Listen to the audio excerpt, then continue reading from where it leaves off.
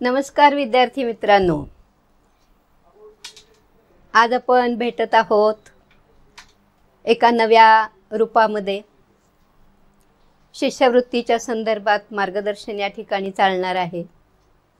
विद्याविकासच्या संदर्भात. विद्याविकास हे नाव तुमच्या परिचयाचं आहेच. आता तुम्ही 8वीत गेला आहात. 5वीच्या परीक्षेचा अनुभव तुमच्या गाठीशी आहे. अभ्यास हा सतत चालूच असतो. फक्त तो काही शाळेत आणि पुस्तकातनंच होतो असं नाही. नव्या रूपात आपण अभ्यास करणार आहोत.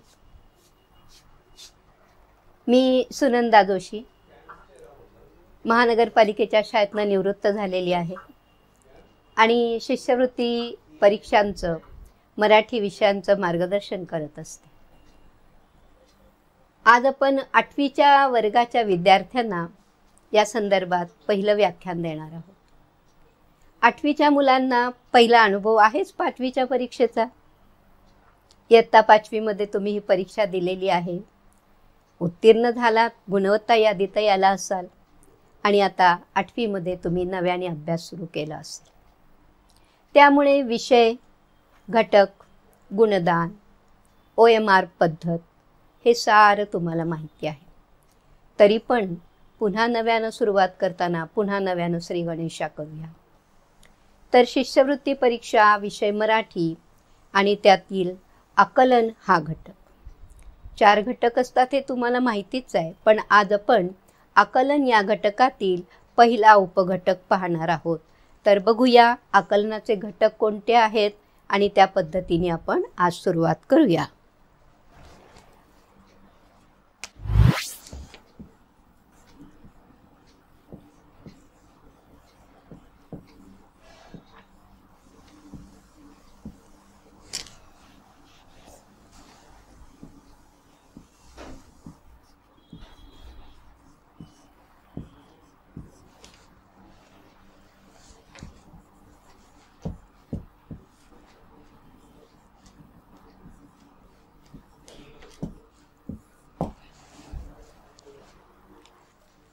आकलन म्हणजे समजणे, साधा सरळ अर्थ. परंतु इथे 2 शब्द आहेत. आ हा या ठिकाणी उपसर्ग लागलेला आहे. कळणे शब्दातला शब्द घेतलाय. आकलन कसं कळलं पाहिजे? संपूर्ण कळलं पाहिजे, सर्वांगाने कळलं पाहिजे. मग याच्यामध्ये काय काय विचारलं जातं, कोणते घटक असतात? तर पहिला असतो उतारा.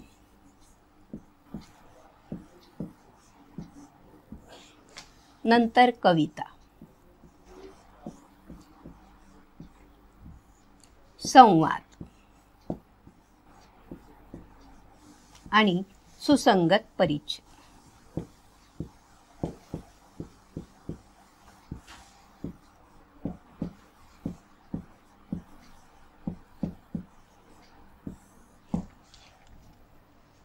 परीक्षेतील गुणदानाचा जेव्हा विचार करतो किंवा विषयाच्या भारांशाचा, घटकाच्या भारांशाचा जेव्हा विचार करतो तेव्हा आकलन या संदर्भामध्ये आपल्याला 6 प्रश्न विचारले जातात. ओघाणी 12 गुण त्यासाठी असतात. मग आता हे 4 घटक आहेत. तर या 4च्या 4 घटकावर प्रश्न विचारले जाणार नाहीत. म्हणजे उतारा कविता, उतारा संवाद किंवा उतारा सुसंगत परिच्छेद असू शकेल, कविता संवाद, म्हणजे 4 पैकी कोणत्याही 2 घटकावर आपल्याला 3-3 प्रश्न विचारले जातील आणि त्याप्रमाणे त्याच्या 6 गुणांसाठी आपल्याला हा अभ्यास करायचा आहे. तर आता आपण पहिल्यांदा आजचा जो आपला घटक आहे, नियोजित घटक जो आहे तो हा उतारा आकलन हाच आहे. मग त्या संदर्भातच आपण आता विचार करूया. भारांश समजलेला आहे आणि उतार्याविषयी बोलायचं आहे हे लक्षात आलेलं आहे. मग उतारा म्हणजे काय? तर 5वीत आपल्याला माहिती झालेलं आहे. एक परिच्छेद असतो. 5वीत छोटा असेल, 8वीत मोठा असणार आहे. कारण तुम्ही पण मोठे झालेला आहात, समज वाढलेली आहे, वाचनाचा वेग वाढलेला आहे. आणि तुमच्या हेही लक्षात आहे विद्यार्थी मित्रांनो की उतारा वाचताना, उतार्यावरचे प्रश्न सोडवताना नेमकी कोणती काळजी घ्यायची किंवा काय काय आपली क्षमता असली पाहिजे त्याचा आपण पुन्हा उल्लेख करूच या. परंतु आता आपण एक उतारा पाहूया आणि त्याप्रमाणे त्यावरील प्रश्नांची उत्तरं कशी सोडवायची हे पाहूया. सुरुवातीला मी उतारा फळ्यावर लिहिते आहे, तिथे तुम्ही लक्ष द्या. पाहूया. आपण शेती करतो, पृथ्वीची झीज होते, ती झिजून आपणास धान्य देते, तिचा कस सत्व कमी होते, आपण तिची झीज भरून काढली पाहिजे. आपण तिला नांगरून ठेवतो, सूर्याची उष्णता तिच्या आत शिरते, तिच्यात नंतर खत टाकतो, अशा रीतीने तिचा कस ती पुन्हा भरून काढते. आपण जी शारीरिक व आर्थिक झीज पृथ्वीसाठी केली ती झीज उत्कृष्ट पीक देऊन पृथ्वी पुन्हा भरून काढते. पुढचा परिच्छेद परत लिहूया आणि त्यानंतर प्रश्नांकडे जाऊया. परिच्छेदाचा पुढचा भाग वाचतीये. गीतेच्या 3ऱ्या अध्यायात हे महान यज्ञतत्व सांगितले आहे. आज हे यज्ञतत्व पाळले जात नाही, म्हणून मानवी समाज दुःखी आहे. मजुरांनी म्हणायचे, शेठजी, आम्ही यंत्राजवळ झिजतो, सारी संपत्ती तुमच्या हातात देतो, घ्या. शेठजींनी म्हणायचे, बंधूंनो, ही सारी संपत्ती पुन्हा तुमच्यासाठी मी देऊन टाकतो, घ्या. अशा रीतीने समाजात आनंद राहील. एकीकडे खळगे व एकीकडे टेकाड दिसणार नाही. एकीकडे प्रचंड प्रासाद व एकीकडे क्षुद्र झोपड्या दिसणार नाही. एकीकडे आनंदमय संगीत तर दुसरीकडे शोकाचे रडगाणे असा हृदयभेदक देखावा दिसणार नाही. आता या उतार्याचा जेव्हा आपण विचार करतो तेव्हा त्याच्यामध्ये एक चांगला विचार सांगितलेला आहे. मराठी भाषेतलं कुठलंही साहित्य हे शेवटी मनावर संस्कार करणारं असतं. परीक्षेच्या दृष्टीने, गुणदानाच्या दृष्टीने आपण अभ्यास करतच असतो, परंतु त्याच वेळी आपण जे काही वाचतो, काव्य असेल, गद्य असेल, पद्य असेल, संवाद असेल, त्यातनं आपल्या मनावर संस्कार केले जातात. एक उत्तम मनुष्य घडवण्याचा प्रयत्न या सर्व साहित्यातून सातत्याने केला जात असतो. आपण वाचताना या दृष्टीने वाचत असतानाच त्यात सांगितलेला विचारसुद्धा मनात जपलं पाहिजे, असं एक माणूस म्हणून, एक मराठीची शिक्षिका म्हणून मला नेहमी वाटतं की मुलाला मराठीच्या प्रश्नांची उत्तरं आलीच पाहिजे, परंतु त्याच्याबरोबर त्याच्यावर चांगला संस्कारसुद्धा झाला पाहिजे. आता याच्यात यज्ञतत्व म्हणून हा शब्द आलेला आहे. यज्ञतत्व म्हणजे काय? म्हणजे इदम न मम, हे माझे नाही, देणे आणि घेणे. यज्ञामध्ये हवन केलं जातं आणि मग परमेश्वर प्रसन्न होऊन त्या यज्ञाचा कृपाप्रसाद आपल्याला देतो. आपण दान करतो ते सुद्धा पुण्य कमवण्यासाठी. कुठलीही गोष्ट जेव्हा देवाणघेवाण होते तेव्हा ती सुरळीत होते आणि ही देवाणघेवाणसुद्धा कशी व्हायला पाहिजे, तर ही समान असावी असं या उतार्यातनं सांगितलेलं आहे. यांनी दिलेल्या प्रश्नांची उत्तरं जेव्हा आपण प्रश्न पाहू तेव्हा आपल्या लक्षात येतीलच, पण हा विचार आपल्याकडे लक्षात आला पाहिजे की समाजामध्ये आर्थिक समता असेल तर समाजामध्ये दुःख राहणार नाही, समाजामध्ये कलह राहणार नाही, असूया राहणार नाही, द्वेष राहणार नाही. तर विद्यार्थी मित्रांनो, आता तुम्ही मोठे झालेला आहात, जेव्हा अशा प्रकारे उतारे वाचाल तेव्हा त्या उतार्याचा विचारसुद्धा आपण थोडा जपला पाहिजे, आपल्या मनात रुजवला पाहिजे. एवढंच नव्हे तर त्याप्रमाणे आपल्याला आचरणसुद्धा थोडंसं करता आलं पाहिजे.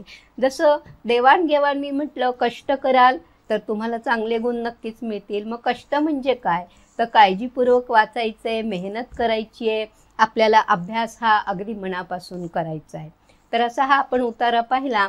आता ह्याच्यावरचे प्रश्न आपण पाहूया आणि मग त्याप्रमाणे आणखी काही प्रश्न निघतील का किंवा कसा विचार करता येईल तो आपण बघूया आणि त्याची उत्तरं आपण शोधूया.